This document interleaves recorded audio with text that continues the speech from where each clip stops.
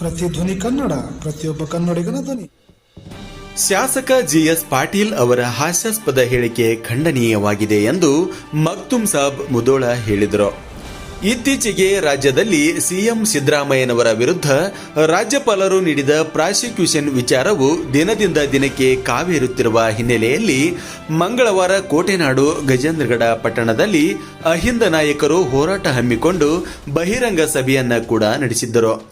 ಈ ಬಹಿರಂಗ ಸಭೆಯಲ್ಲಿ ರೋಣ ಮತಕ್ಷೇತ್ರದ ಶಾಸಕ ಜಿಎಸ್ ಪಾಟೀಲ್ ಅವರು ಸಿಎಂ ಸಿದ್ದರಾಮಯ್ಯ ಅವರ ರಾಜೀನಾಮೆಗೆ ಪಟ್ಟು ಹಿಡಿದರೆ ಪ್ರಧಾನಿ ನರೇಂದ್ರ ಮೋದಿ ಅವರ ಮನೆಗೆ ಬಾಂಗ್ಲಾದೇಶದಂತೆ ಮುತ್ತಿಗೆ ಹಾಕಬೇಕಾಗುತ್ತದೆ ಎನ್ನುವ ಮಾತುಗಳು ಈಗ ವಿಪಕ್ಷಗಳಿಗೆ ಅಸ್ತ್ರವಾಗಿ ಪರಿಣಮಿಸಿವೆ.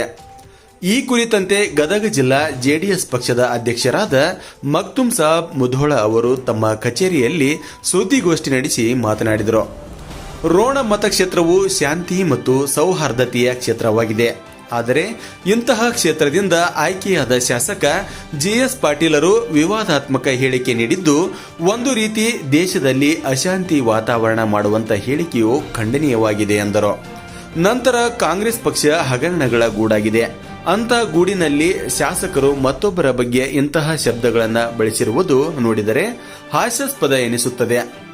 ಮುಂದುವರೆದು ಇವರು ಗದಗ ಜಿಲ್ಲೆಯ ಕಾಂಗ್ರೆಸ್ ಹಿರಿಯ ನಾಯಕರು ಹಾಗೂ ಅಧ್ಯಕ್ಷರು. ಇವರು ಈ ಹೇಳಿಕೆಯು ರಾಜ್ಯದಲ್ಲಿ ದಂಗೆಯನ್ನು ಎಬ್ಬಿಸುವ ಹುನ್ನಾರದಂತೆ ಇದ್ದು ಇದನ್ನು ಈ ಕೂಡಲೇ ವಾಪಸ್ ಪಡೆಯಬೇಕು, ಇಲ್ಲವಾದಲ್ಲಿ ಪಕ್ಷದ ವತಿಯಿಂದ ಹೋರಾಟ ನಡೆಸಲಾಗುತ್ತದೆ ಎಂದು ಹೋರಾಟ ಹತ್ತಿದ್ರು. ಕಾಂಗ್ರೆಸ್ಸರು ಕೂಡ ಕಾಂಗ್ರೆಸ್ಸರು ಬಗ್ಗೆ ಹೋರಾಟ ಮಾಡೋದು ನಮ್ದೇನು ಅಭ್ಯಂತರ ಇಲ್ಲ. ಆದರೆ ನಿನ್ನೆ ಹೋರಾಟದಲ್ಲಿ ನಮ್ಮ ಕ್ಷೇತ್ರದಂಥ ಜಿಎಸ್ ಪಾಟೀಲ್ ಅವರು ಒಂದು ಅಗ್ದಿ ಕೀಳುಮಟ್ಟಿ ಮಾತಾಡ್ತಾರೆ. ವಿಷಯ ಏನಪ್ಪ ಅಂತಂದ್ರೆ ಸಿದ್ದರಾಮಯ್ಯನವ್ರನ್ನ ಯಾರ ರಾಜೀನಾಮೆ ಕೆಳಗಿಳಿಸಕ್ಕೆ ನೋಡಿದರೆ ನಾವು ಬಾಂಗ್ಲಾದೇಶ ಆಗುತ್ತಾ ನರೇಂದ್ರ ಮೋದಿಯವರಿಗೆ ಮನೆ ಮುತ್ತಿಗೆ ಹಾಕ್ತೀವಿ ಅಂತಾರೆ. ಅರೆ, ನರೇಂದ್ರ ಮೋದಿಯವರ ಮನೆ ಮುತ್ತಿಗೆ ಹಾಕೋದು ದೂರ ಆಯ್ತು. ನೀವು ಬಾಂಗ್ಲಾದೇಶ ಆಗುತ್ತಂತ ಇಲ್ಲಿ ಯಾಕೆ ನೀವು ಮಾತಾಡಿದ್ರಿ? ನೀವು ಅಂದ್ರೆ ಜನರಿಗೆ ದಿಪ್ ತಗ್ಸುವಂಥ ವಿಷಯಗಳು ವ್ಯಕ್ತಪಡಿಸ್ತಾರೆ. ನೀವು ಇಲ್ಲಿ ಎಲ್ಲರೂ ಒಂದು ನಮೂನಿ ಏನಪ್ಪ ಅಂದ್ರೆ ಕ್ಷೇತ್ರ ಒಳಗೆ ಚೆನ್ನಾಗಿದ್ದಂಥ ಕ್ಷೇತ್ರ ಇದು. ಇದ್ರೊಳಗೆ ನೀವು ಜನರಿಗೆ ತಪ್ಪು ಸಂದೇಶ ಕೊಡಕತ್ತಿರಲ್ಲ ಶಾಸಕರೇ, ನಿಮ್ಗೆ ಇದು ಸರಿ ಅನ್ಸುತ್ತಾ? ಅದಕ್ಕೆ ನಾವು ಹೇಳೋದು ಇಷ್ಟೇ, ನೀವು ಮಾತಾಡ್ಬೇಕಾದ್ರೆ ಒಬ್ಬರು ಶಾಸಕರು ಜವಾಬ್ದಾರಿ ಮನುಷ್ಯರು ಅದನ್ನ ಜನರಿಗೆ ತಪ್ಪು ಸಂದೇಶ ಹೋಗಲಾದಂತ ನೀವು ಮಾತಾಡಬೇಕಿತ್ತು.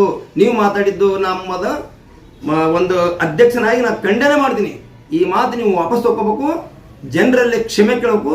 ಕ್ಷೇತ್ರ ಒಳಗೆ ಎಲ್ಲರೂ ಮತ್ತೆ ಹೊಳ್ಳಿ ನೀವು ನಿಮ್ಮ ಮಾತನ್ನು ಕ್ಷಮೆ ಇರಲಿ ಅಂತ ನಾನು ಭಾವಿಸ್ತೇನೆ. ಕಾಂಗ್ರೆಸ್ ಪಕ್ಷದ ಒಳಗೆ ಒಬ್ಬ ದೊಡ್ಡ ಲೀಡರು, ಸೂರರು, ಬೀರವರು ಅಂತ ಹೆಸರು ಪಡೆಯಕತ್ತಾರ. ಅವ್ರ ಇತಿಹಾಸ ಎಲ್ಲರಿಗೂ ಜನರಿಗೆ ಗೊತ್ತೈತಿ. ಏನಂತಾರೆ ಅವರು, ಮೈಕ್ ಸಿಕ್ಕತಿ, ಟೇಜ್ ಸಿಕ್ಕತಿ ಅಂತೇಳಿ ಎಲ್ಲರಿಗೂ ನಿಮ್ಗೆ ಗೊತ್ತು ಮಾಡಿಸ್ತೀನಿ.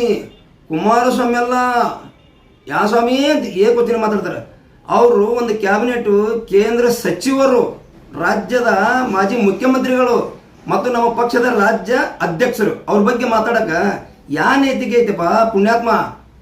ನೋಡಿ ಮಾತಾಡಕ್ಕೆ ಬ್ಯಾಡ ಅನ್ನಲ್ಲ. ಮಾತಾಡಕ ಬಾಯಿದಂತ ಏನಾದರೂ ಮಾತಾಡಿದ್ರೆ ಜನರು ಅಂತ ತಿಳ್ಕೊಂತಾರ.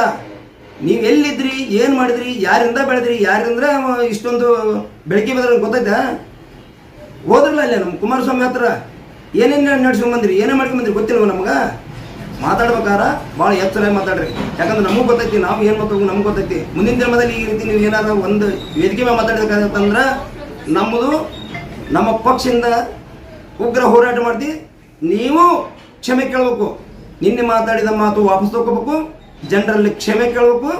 ಇದು ನಾವು ಕ್ಷಮೆ ಕೇಳಿಲ್ಲ ಅಂದ್ರೆ ಮುಂದಿನ ದಿನದಲ್ಲಿ ನಾವು ಒಂದು ವೇದಿಕೆ ಮೇಲೆ ನಾವು ಏನು ಮಾತಾಡ್ಬೇಕು ನಮ್ಗೆ ಗೊತ್ತೈತಿ.